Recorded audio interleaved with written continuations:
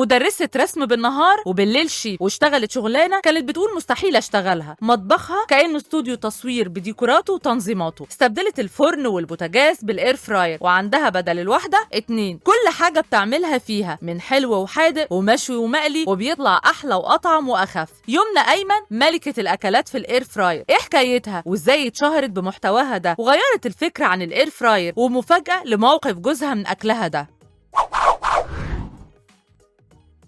عملت المحاشي والمشاوي والحلويات والحوادق والمعجنات في الاير فراير. اكلاتها شقيه زيها وخفيفه زي دمها، طلتها مريحه ومش غريبه عن الناس، منهم فيهم كده. يمنى ما كانتش تظهر بوشها في الاول، وكان كل محتواها الريزن، وبتعمل صواني الخطوبات والمناسبات باشكال والوان مبهره، وطريقه تصويرها كمان كانت مختلفه وبتبين التفاصيل بشكل مميز. وده لانها خريجه فنون جميله سنه 2019 قسم تصوير. لما اتخرجت اشتغلت لفترة في تصميمات وكول سنتر، لكن شغلتها في الكول سنتر تعبتها جدا وما لقتش نفسها فيها. مفيش كام شهر حصلت الأزمة الصحية العالمية، وطبعا كل حاجة وقفت لفترة طويلة، ويمنى جابت آخرها من قعدة البيت، وزهقها ده هو اللي خلاها تشتغل مدرسة رسم، وأول ما جات لها الفرصة استغلتها. الغريب بقى إن يمنى كانت بتقول عمري ما هكون مدرسة رسم، لكن سبحان الله بعدها بسنتين اشتغلت مدرسة. يمنى مدرسة رسم وبتعمل ديكور الحفلات والمناسبات في المدرسة، وطبعا هي فنانة، وده كان واضح من محتواها اللي بتقدمه من الأول في شغل الريزن. أول فيديو نشرته كان من 3 سنين، واستخدمت الاير فراير وعملت أول وصفة وهي المكرونة بتوابل الشاورما، وبقت من وقت لتاني تشارك يومياتها وأكلاتها الخفيفة في الاير فراير بجانب شغلها في الريزن. ومن وقت ما كانت مخطوبة كانت بتشارك بفيديوهات طريفة ليها هي وخطيبها في خروجاتهم، كمان مع زمايلها في المدرسة بتصور معاهم فيديوهات وتنشرها على حسابها على تيك توك. في 2023 اتجوزت يمنى وبقالها حوالي سنة و7 شهور، وساكنة في اسكندرية تحديدا في منطقة سموحة الجديدة. ومن وقتها وهي ركزت أكتر في محتواها في المطبخ، وبقى تشارك الجمهور كل وصفاتها اللي بتعملها بالاير فراير. يمنى عملت كل حاجة في الاير فراير ممكن تخطر على بالكم، وبطرق تسوية ما تخليكوش تفرقوا بينها وبين اللي متسوية في الفرن أو البوتاجاز. بالعكس غيرت الفكرة المتاخدة عن الاير فراير إنها مش حلوة وملهاش لازمة. كتير بيسألوها إزاي بتوافق بين الشغل والبيت. يمنى كانت صريحة جدا وبكل تلقائية قالت مش بوفق، وكتير بترجع من الشغل ما عندهاش طاقة انها تقف في المطبخ وتعمل اكل، وبتقضيها اي حاجة زي تفتح علبة تونة مثلا، واوقات بترجع مزاجها رايق فبتبدع زي ما بتشوفوا كده، خاصة